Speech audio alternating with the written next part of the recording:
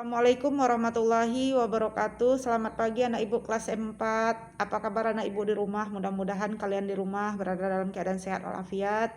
Dan mudah-mudahan para orang tua juga berada dalam keadaan sehat walafiat. Oke anak sayang, mari kita berdoa sebelum pelajaran kita mulai. Berdoa mulai. A'udzu billahi minasyaitonir rajim. Bismillahirrahmanirrahim. Raditu billahi rabba wa bil islami dina wa bil muhammadin nabiyya wa rasula. Rabbi zidni ilma warzuqni fahma. Amin.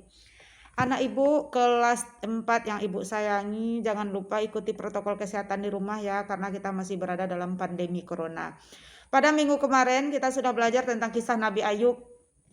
Anak ibu, kisah Nabi Ayub kemarin ibu mohon maaf tidak kirim video, sudah kirim catatan dan kirim foto buku. Jadi anak ibu tolong baca ya, Nabi Ayub itu bagaimana orangnya. Nabi Ayub itu adalah terkenal sebagai nabi yang paling sabar, nabi yang kaya raya, yang dermawan, yang suka menolong fakir miskin. Bahkan setiap hari Nabi Ayub selalu menyediakan hidangan untuk orang miskin. Karena Nabi Ayub ini adalah nabi yang kaya raya, memiliki ladang yang luas, memiliki binatang ternak yang banyak, sehingga dia tidak merasa pelit kepada siapapun. Dan dia Nabi Ayub ini adalah nabi yang sangat patuh dan taat kepada Allah. Karena dengan kepatuhannya, dengan ketaatannya, maka timbullah rasa iri oleh iblis, sehingga iblis memohon kepada Allah agar Nabi Ayub ini diberi cobaan. Jadi Nabi Ayub diuji oleh Allah keimanannya dengan memberikan 3 cobaan. Apa cobaan yang pertama? Yang pertama, Allah mengambil seluruh harta Nabi Ayub. Seluruh harta Nabi Ayub habis. Nabi Ayub menjadi miskin dan anak-anaknya semuanya meninggal. Dan yang ketiga cobaan yang diberikan Allah adalah Nabi Ayub diberi oleh Allah penyakit gatal-gatal. Apa nama penyakitnya? Penyakit kusta. Jadi anak ibu tolong baca itu yang kemarin ibu sudah kirimkan. Tetapi dengan diberinya cobaan oleh Allah Subhanahu wa taala dengan penyakit, dengan kemiskinan, dengan anaknya yang semuanya meninggal, Nabi Ayub tetap ingat kepada Allah. Nabi Ayub tidak pernah meninggalkan perintah Allah. Nabi Ayub tetap melaksanakan sholat kepada Allah dan beliau tetap bersabar ketika diberi cobaan oleh Allah. Kemudian pada suatu waktu Allah melihat Nabi Ayub imannya yang tidak berkurang walaupun dalam keadaan kaya dan miskin, maka Allah memberikan kesembuhan terhadap penyakit kustanya. Maka Nabi Ayub pun sembuh seperti sedia kala dan dia pun kembali hidup kaya raya seperti dulunya karena dia sudah mulai berusaha dan dia juga kembali memiliki anak-anak yang sehat, anak-anak yang soleh dan salehah. Baiklah anak ibu, hari ini pelajaran kita adalah tentang kisah Nabi Musa. Nabi Musa, pernah anak ibu mendengar, Nabi Musa ini adalah anak dari ibunya yang bernama Yukabat. Jadi anak ibu jangan lupa, ibu Nabi Musa bernama Yukabat. Ayahnya bernama Imran. Dan ketika ibu Yukabat ini mengandung atau hamil yang di dalam perutnya ada Nabi Musa, ketika itu raja yang berkuasa di zaman itu bernama Raja Fir'aun. Raja Fir'aun ini pada suatu malam dia bermimpi bahwasanya dalam mimpinya yang artinya akan lahir seorang bayi laki-laki dari keturunan Bani Israel yang akan menghancurkan kerajaannya. Makanya besoknya dia langsung memerintahkan kepada seluruh warga, seluruh pengawalnya agar membunuh setiap bayi laki-laki yang baru lahir. Jadi peraturan Raja Fir'aun ini agar membunuh setiap bayi laki-laki yang baru lahir. Ketika itu Nabi Musa yang berada dalam perut ibunya Yukabat, maka ibu Yukabat merasa ketakutan, merasa risih, merasa cemas, merasa pusing. Kenapa? Karena dia seandainya nanti anaknya lahir laki-laki, dia juga takut anaknya akan dibunuh.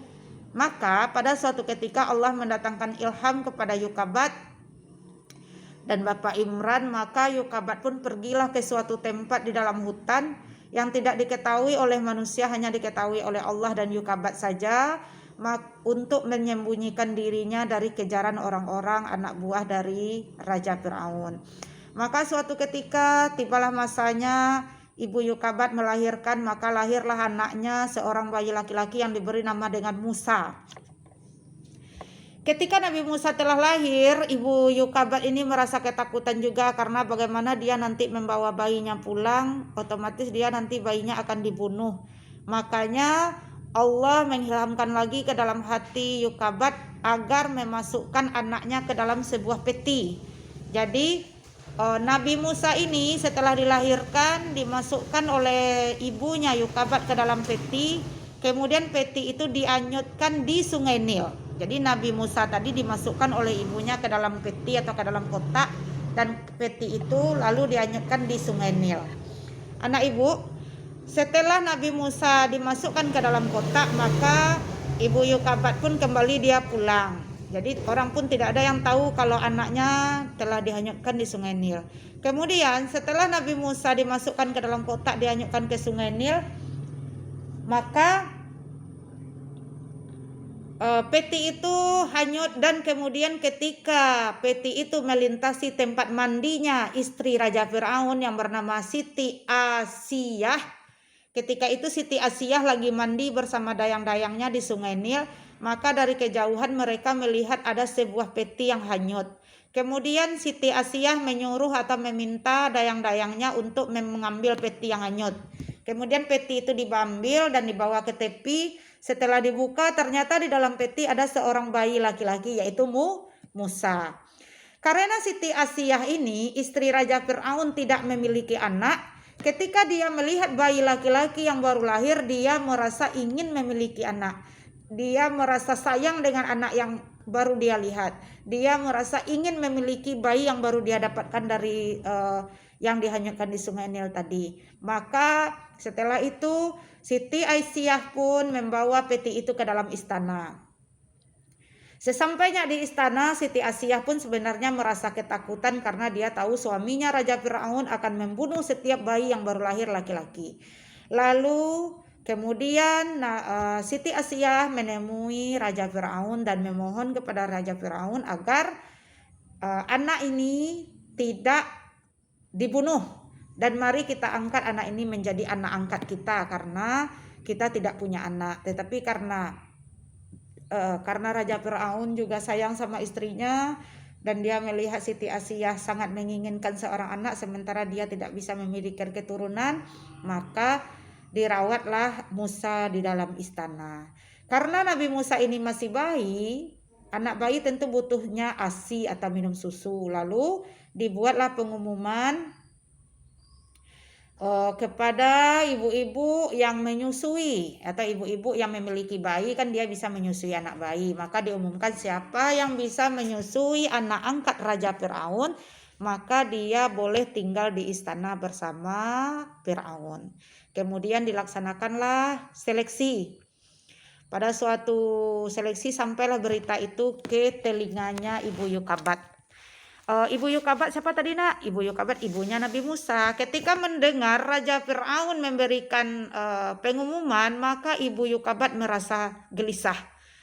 Merasa jantungnya tidak normal, merasa deg-degan jantungnya karena dia merasa, apakah anak yang ditemukan itu anak saya? Apakah itu si Musa atau bagaimana? Makanya Ibu Yukabat pun ikut mendaftarkan namanya ke tempat pendaftaran ibu-ibu yang bisa menyusui anak. Maka tibalah saatnya dipanggillah ibu-ibu antri. Kemudian datanglah giliran ibu, dipanggil setiap ibu. Tidak ada yang bisa menyusui. Setiap disusui Musa menangis, setiap disusui Musa tidak mau menyusu. Dan lalu datanglah giliran Ibu Yukabat, dipanggillah Ibu Yukabat. Lalu Ibu Yukabat datang ke depan. Kemudian diambil bayinya si Musa. Ketika Nabi Musa ditaruh ke tangannya Ibu Yukabat, namanya firasat seorang ibu terhadap anak, Ibu Yukabat sudah tahu pasti, oh ini anak saya, ya Allah, alhamdulillah masih hidup anak saya, ya Allah. Dan si Musa pun dia tahu kalau yang datang ini mana yang ibunya, mana yang tidak. Ketika Ibu Yukabat menyusukannya, dia langsung mau menyusu. Karena dia merasa itu ibunya, maka Musa pun menyusu dengan senang hati sehingga sampai tertidur. Makanya diputuskanlah bahwasanya yang bisa menyusui anak Raja Fir'aun adalah Ibu Yukabat, dan Ibu Yukabat dipersilahkan tinggal di istana. Jadi jika Allah berkehendak, walaupun sudah dipisahkan, walaupun bayinya sudah dihanyutkan, walaupun dia takut bayinya akan dibunuh, justru anaknya tinggal di tempat si pembunuh. Jadi jika Allah berkehendak. Kemudian Nabi Musa pun tumbuhlah di dalam istana dengan kasih sayang ibunya dan juga istrinya Raja Fir'aun Siti Asiyah yang sangat menyayangi Nabi Musa.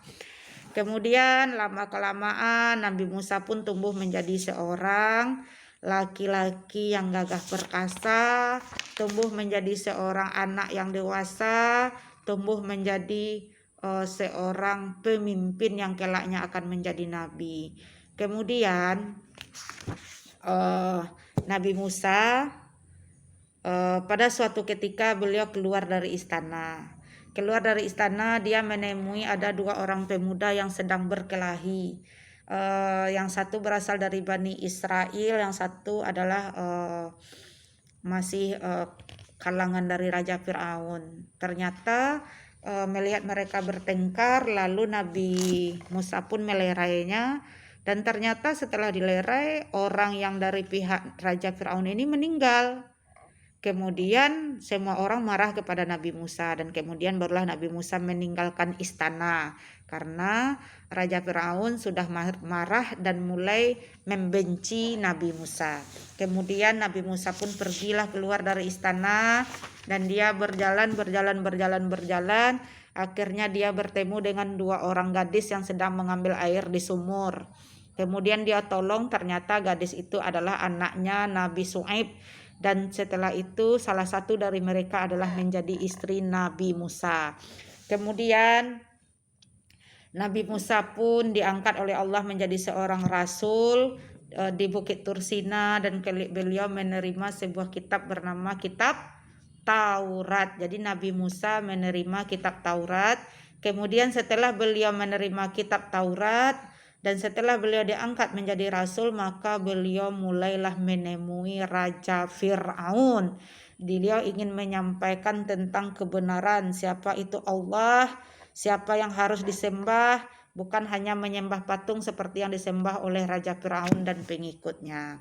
Kemudian setelah beliau menemui Raja Fir'aun, maka terjadilah hal-hal yang tidak diinginkan sampai Nabi Musa pun dianggap sebagai tukang sihir karena Nabi Musa memiliki mukjizat. Yang pertama yaitu mukjizatnya sebuah tongkat bisa berubah menjadi ular. Jadi ketika beliau datang ke istana, para sihir Raja Fir'aun mengeluarkan sihirnya, tali-tali bisa berubah jadi ular, bisa berubah jadi ular kecil. Kemudian Nabi Musa diperintahkan oleh Allah, "Hai Musa, hempaskan tongkatmu." Lalu Nabi Musa menghempaskan tongkatnya ke tanah, lalu berubahlah tongkatnya menjadi ular besar. Dimakannya lah semua ular-ular yang ada dalam istana. Jadi ada sebagian orang ketika itu yang langsung mengakui Nabi Musa sebagai seorang rasul dan masuk agama Islam, tetapi banyak juga yang marah atau benci kepada Nabi Musa sehingga Nabi Musa pun dikejar. Setelah mereka dikejar, Nabi Musa pun berhadapan dengan sebuah laut. Jalan ke sini tidak bisa lagi, ke belakang ada pasukan Raja Fir'aun yang mengejar, di hadapan ada laut yang terbentang, jalan satu-satunya, tidak ada lagi tempat berlari kecuali masuk laut. Ketika Nabi Musa dengan pengikutnya sudah berada di tepi laut, lalu Allah memerintahkan, "Wahai Musa, lemparkan tongkatmu." Maka dilemparkan oleh Nabi Musa, lalu tongkat pun berubah menjadi, dilemparkan tongkatnya di tepi laut, lalu laut itu berubah menjadi jalan raya, jalan yang bisa dilewati. Lalu berjalanlah Nabi Musa dengan anak buahnya sampai di ujung laut. Sampai di ujung, kemudian Nabi Musa dan pengikutnya telah selamat dari laut tadi. Para pengikut Raja Fir'aun sedang berjalan menuju jalan yang dilewati Nabi Musa tadi, lewat tengah laut tadi. Ketika mereka sedang berada di tengah-tengah Laut Merah, lalu Allah memerintahkan Nabi Musa untuk melempar tongkatnya kembali. Lalu ketika tongkatnya dilempar oleh Nabi Musa, air laut tadi yang berubah menjadi jalan menyatu, sehingga umat Raja Fir'aun tenggelam di dalam Lautan Merah, sehingga semuanya mereka mati. Begitu juga Raja Fir'aun. Dan yang selamat adalah Nabi Musa dan para pengikutnya. Jadi anak ibu, kalau ada yang bertanya Nabi Musa memiliki mukjizat apa? Tongkat bisa berubah jadi ular dan tongkat berubah jadi tongkat bisa membelah laut menjadi jalan raya. Nabi Musa menerima kitab Taurat. Nabi Musa ibunya bernama Yukabat, ayahnya bernama Imran. Siapa raja yang hidup di zaman Nabi Musa? Raja Firaun. Raja Firaun tenggelam di mana? Di Laut Merah. Oke anak ibu, demikianlah pelajaran kita hari ini. Jika ada yang kurang paham, ibu mohon maaf. Ibu sudahi dengan alhamdulillahirabbil alamin. Assalamualaikum warahmatullahi wabarakatuh.